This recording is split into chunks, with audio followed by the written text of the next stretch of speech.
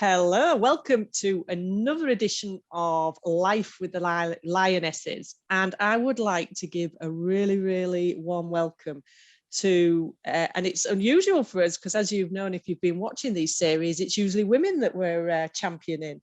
But actually, in order for the women's game to grow and thrive, we had a number of male influencers and champions who were part and parcel of the sport and are part and parcel of the sport now, who were advocates for the women's games and growing the women's game. And I would like to welcome Andy MacDonald, who was involved as Wala chair, where we're reckoning on nearly 10 years. And actually very involved in Keighley Women and the growth of Keighley Women as one of the pioneering teams and what happened there. Welcome, Andy. Thank you very much. Nice to see you, Julia. Yes, nice to see you, and it was lovely to bump into you at the exhibition. It brought back so many memories. For me as well, it was great. Yeah. So tell us, how did you get involved then? So first of all, how did you get involved in Rugby League, and then how did you get involved in the women's game? First, well, I was a very late starter to Rugby League. I'd played a lot of football and cricket, and one of my best friends who I played football with tragically passed away in his 20s, and I sort of lost interest in sport altogether. And then a friend of mine used to go and watch Bradford Northern as they then were, and he said, "Why don't you come to Bradford?" And I think I was a bit reluctant because my very earliest memory of Rugby League was being taken by my dad to watch Blackpool Borough against Wigan because he wanted to see Billy Boston play. So it's that long ago. And after that, probably nothing for 20 years or more. But anyway, having gotten to watch Bradford a little bit, I began to think, do you know what? I could probably play this game. So I signed on at my local club, which was Silsden, and played there for probably 10 years. But having started at 27, my best years were behind me before they'd even begun, really. But I was club treasurer and I played every week and thoroughly enjoyed it. Absolutely fantastic game. And when I stopped playing, I decided to become a referee. So I did all my referees exams. I was refereeing in the Pennine League, ran the line at a few conference games. And then I bumped into a friend of mine in Keighley who said, "You know, I play for Keighley Ladybirds. Yes, we need a coach and you've played the game. Will you come and coach us?" So I said, well, I'm a bit busy really, but I said, "I'll tell you what I'll do." I said, "I'll come and coach you for a month until you find somebody else." So that was the agreement. Went to the first coaching session. There weren't many there. Went to the game the following Sunday, which I think was against Barrow, and just had a thoroughly fantastic time. Really enjoyed it. The Barrow girls were good fun, and the social afterwards was brilliant. So I thought, well, that is actually pretty good fun.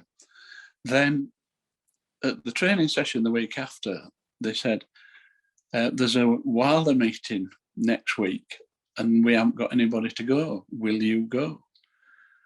So I said, "Yeah, okay, then if nobody else." So I went to the Wilder meeting. The only thing I remember about the Wilder meeting was them saying, "It's the AGM on Sunday, and if a club doesn't send a representative, they get fined." So I went back and told the team, "We need to send somebody to the AGM." They said, "There's nobody available." So I said, "Well, okay then." I said, "I'll go to that." So I went to the AGM, sat down, never been before, didn't know what to expect. The first item was on the agenda was Anne Thompson resigning.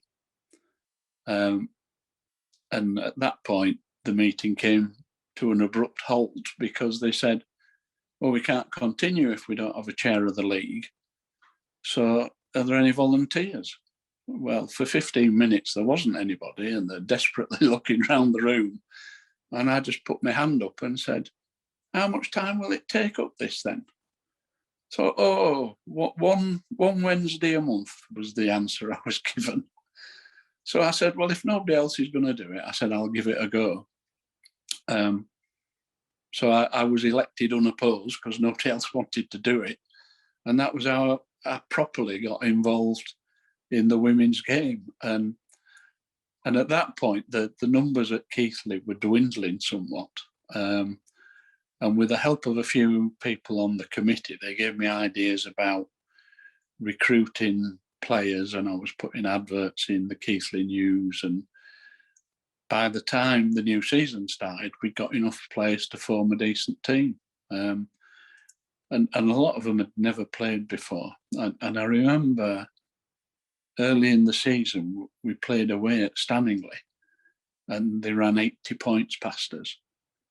Which was a bit embarrassing. But by the time the return fixture came around in the new year, we'd improved that much, we beat them. So the progress was pretty good, really. And we did have some really good players. So, and in the background, I was still doing Wala all the time. So, and then the international programme started, first of all with 96.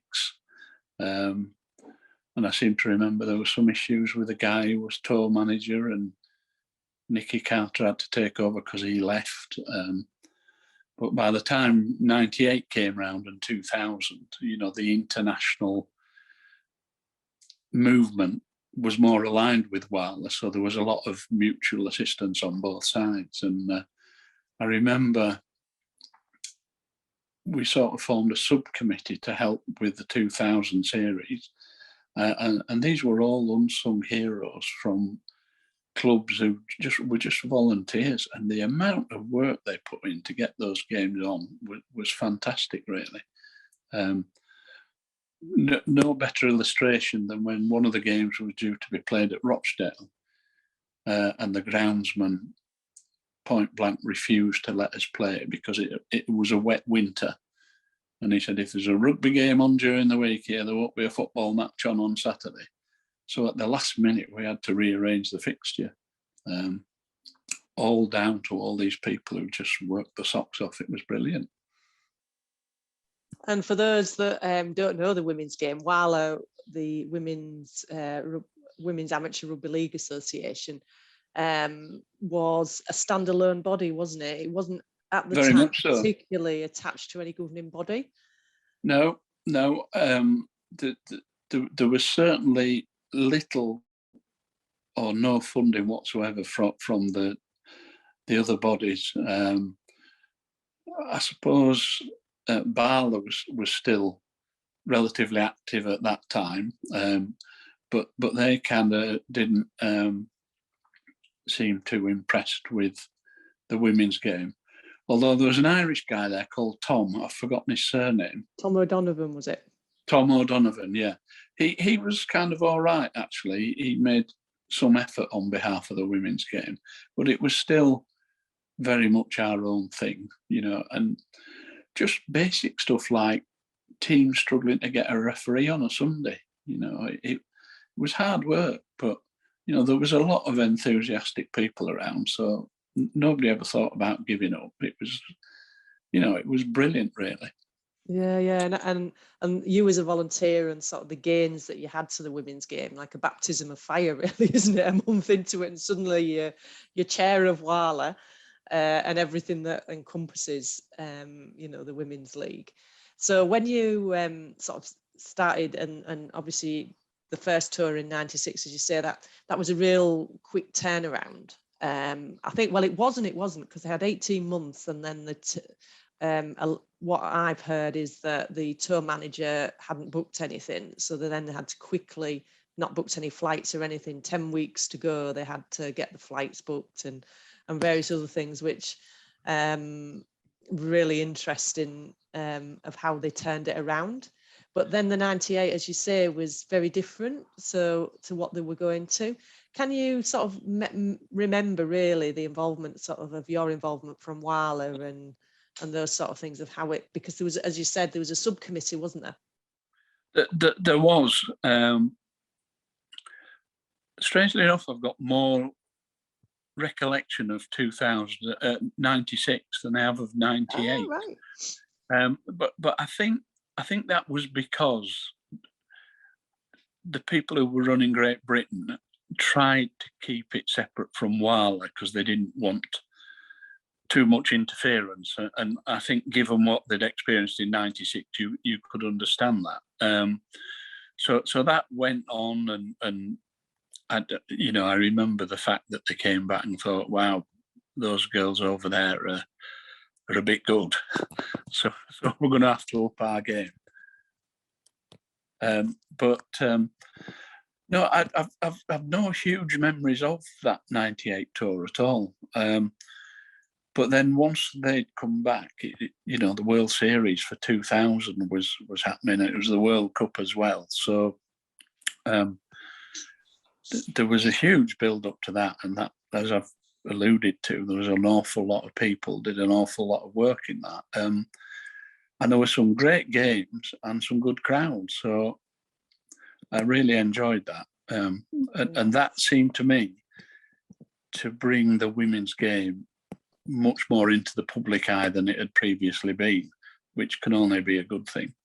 Yeah, absolutely. And it was on home soil, so it was here in the UK, wasn't it?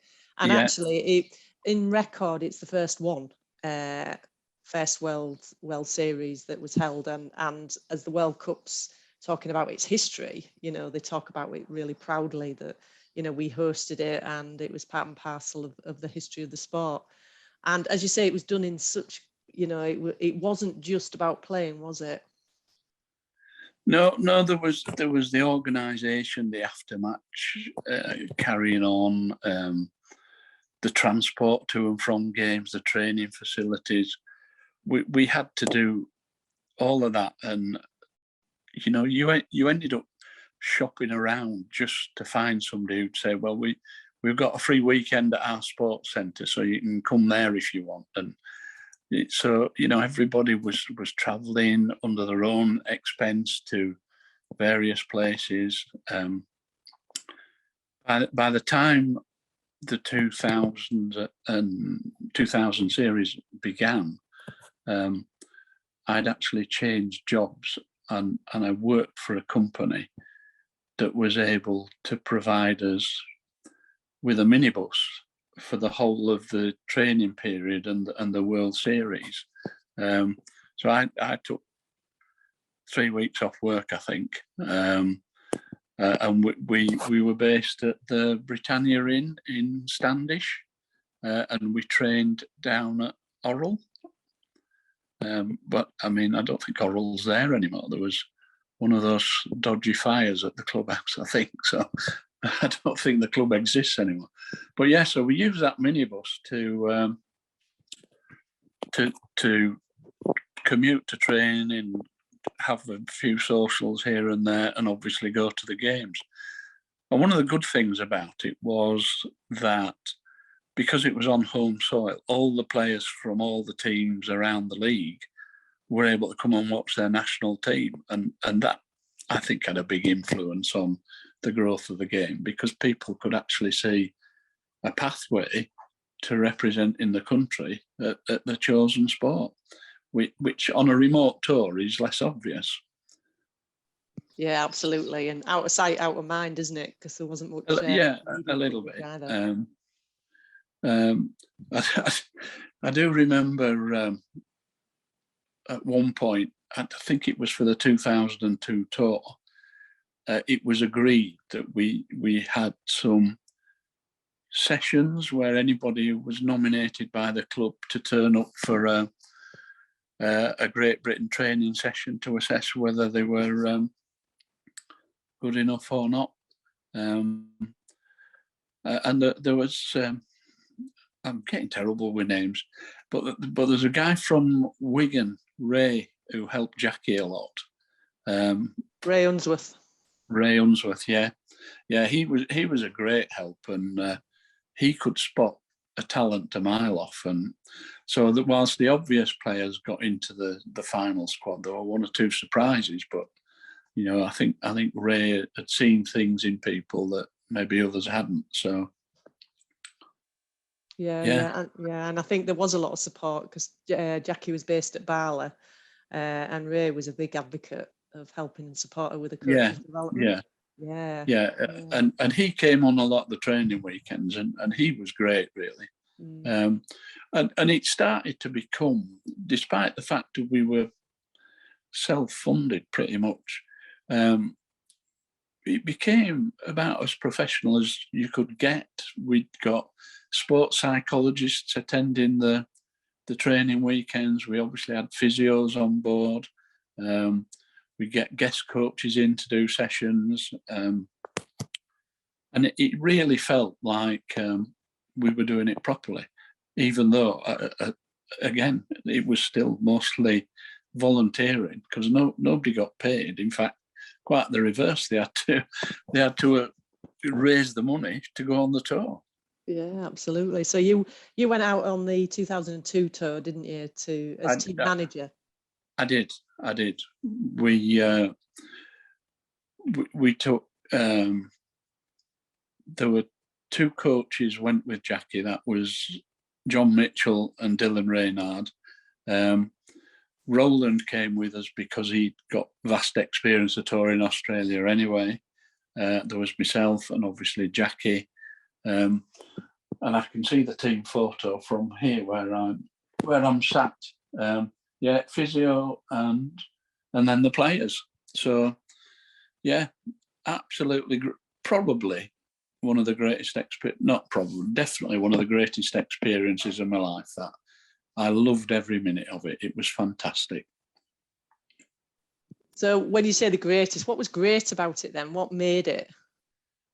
I think the fact that we'd all worked so damned hard to get there, the fact that there was a great team spirit in that group, and I'd known a lot of the players for a long time, even if they were from different clubs.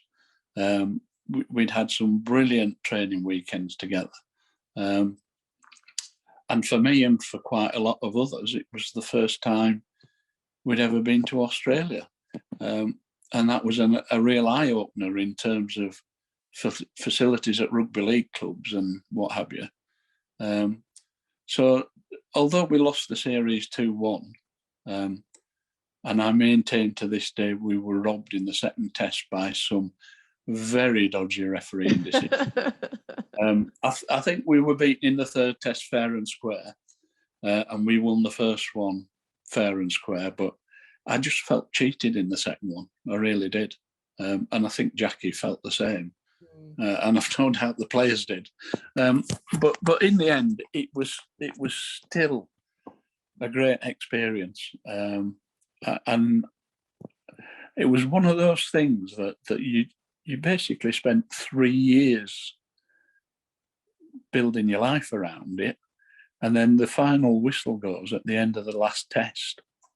And you feel so incredibly deflated, not because you've lost, but you think, what am I going to do in my life now? You know, it was really strange, but absolutely positive. I loved every minute of it. Yeah. And in your case, you didn't stop there because you then got home and started preparing for the World Cup in 2003. Yeah, well, New Zealand had put this invite together,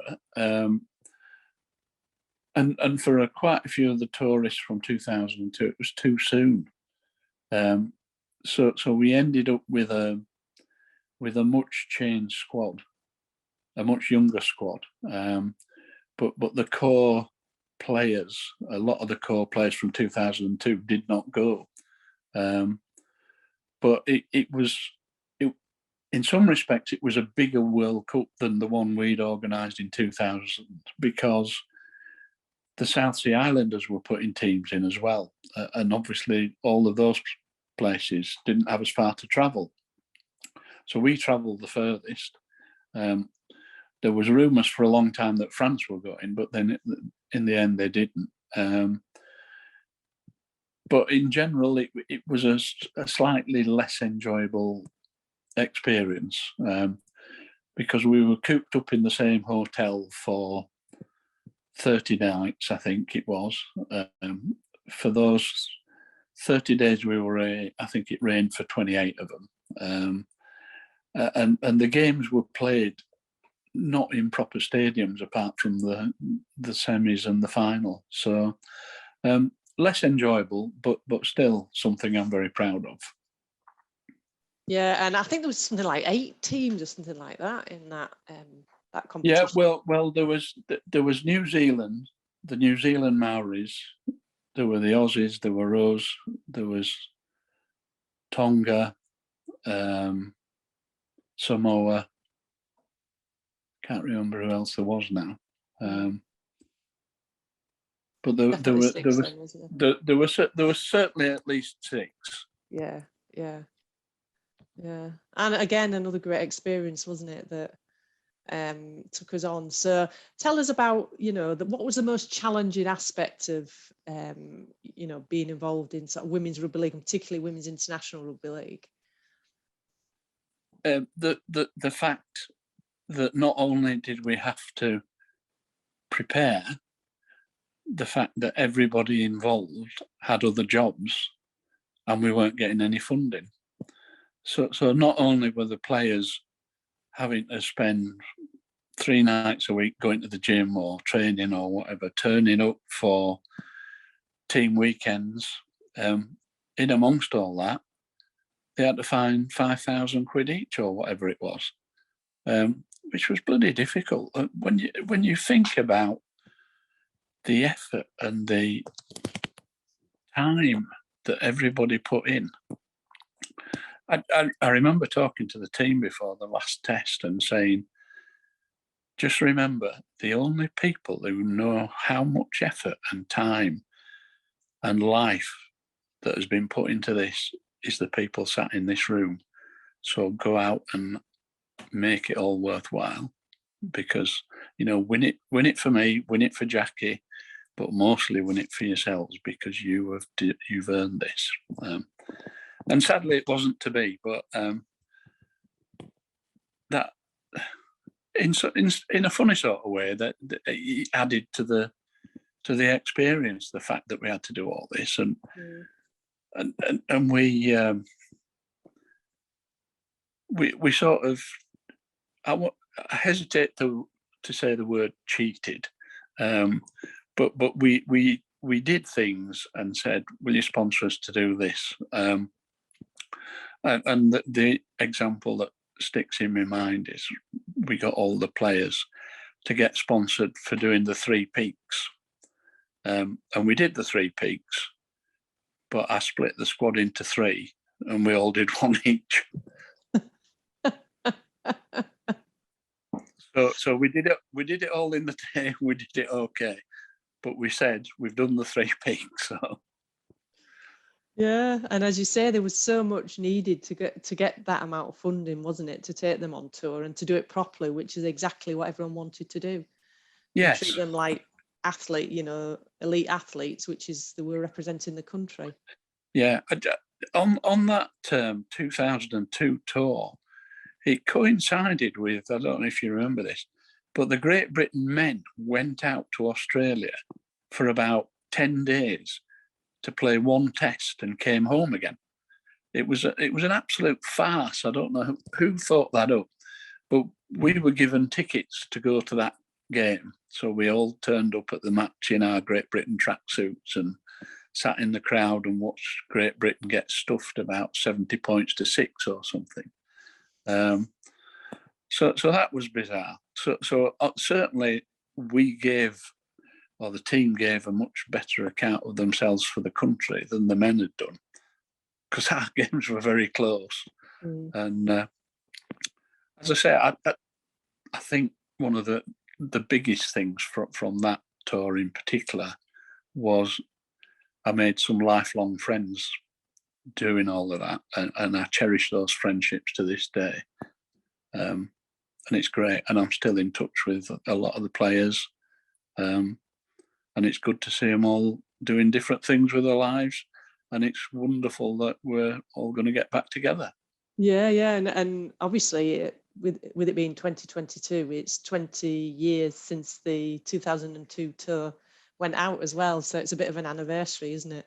It is, yeah. Which is why I'd sort of sown the seeds for us having a reunion dinner, but because of what's happening in the bigger picture, it makes sense for it all to be combined, I think, and let's get it all together. Yeah, definitely. So when you look back, you've already talked about the friendships and the cherished friendships. What's the most positive aspect? You've got all your friendships and things like that. What else have you gained from being involved? Well, not many people can say that they've represented their country at sport. Now, that normally means you've turned out on the field, but there are other things that happen. And I don't know anybody else in my circle of people that's actually done what I've done. So I'm very proud of it. And it was incredibly fulfilling. I'm sure in life I learned a lot from that, because you learn how to manage people, you learn how to keep a big group of people happy when some of them want different things. But I'd like to think pretty much everyone who went on that tour found it a positive experience. And indeed in 2003, some of the sacrifices the players made in 2003 were ridiculous, because again, funding was a very, very big issue. And we'd got a sponsor on board for 2003. And I think a week before we were due to fly out, we were going to receive the check for everything. And for a variety of reasons, the relationship became a bit fractured, and they pulled the plug before we went. So we ended up getting half the money, but I then had to whiz around and try and grab some last minute sponsorship. So I think we ended up only with about 80% of the budget we thought we would have. So it was a challenge. Wow. When we got to the hotel, I had to sit down and do a deal with the management about, but we're here for 3 weeks. This is how much we've got to spend. What kind of meals can you put on? Because I need the players to be fed properly. And so they ended up with a set menu. But one of the girls, she might have been the only vegetarian on the tour, but the only thing on the main menu that was vegetarian lasagna. And bless her, she ate vegetarian lasagna every day for 30 days. Oh, wow. And being a vegetarian and having lived in Australia, I know exactly what she went through. Yeah. So I just could not believe. Wow. And she never complained once. That's fantastic, isn't it? It was unbelievable. Yeah. So and I'm happy to see quite a lot of the players from 2003 are still playing. They're a bit the back end of their careers now, but they're still playing. So it's made a positive impression on lots and lots of people. And we've reckoned at the moment that we've got 10, what I'm calling them dual internationals, where they've played for England and also Great Britain. Oh, okay. So in the stats, that's where we've got it at the moment. We're just fine tuning it all. But it was lovely because also there was a team of the under-21s, wasn't there, that then went to play in 2007 as well, that Lisa Mack and Sam Bailey coached to Russia and yes, France. I remember ringing Lisa Mack when she was at the airport before they flew out to Russia. So it's good to see that people who began as players progressed through and started putting stuff back into the game when they'd finished playing, and that's what you want to achieve as well, because those players have got so much knowledge and so much to offer that the new generation can only benefit from their knowledge. Yeah, absolutely. So when you look at the women and girls game now and women's sport, What do you think? Have we lost the connection? No, we're here. Okay, you're back. Yes, I can hear you now. Yeah. Don't know what happened there.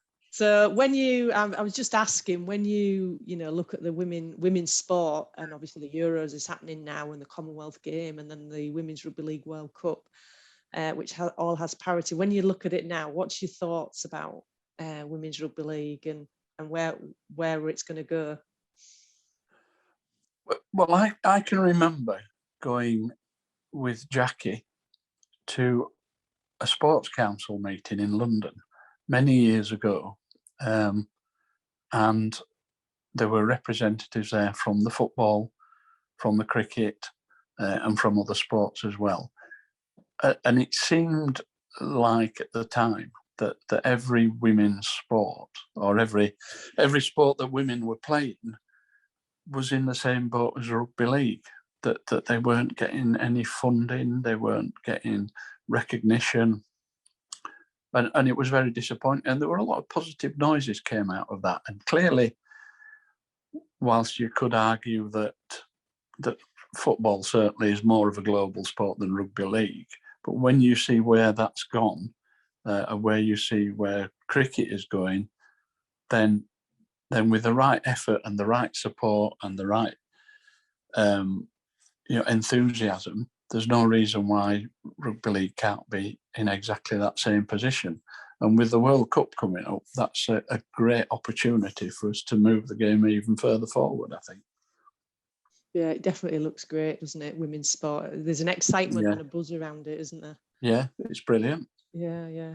Well, Andy, thank you for your time, and You're thank very welcome. you for your commitment to the women and girls game, which I know you went above and beyond, and your enthusiasm for the women's game. Because without, as I said at the beginning, without our men influencers and champions, the women's game wouldn't be where it is now. So it's been absolutely lovely talking to you, and we look forward to seeing you around and about all the games in the future. Yeah, thank you very much, Julia. Good to see you, and I'll speak to you soon.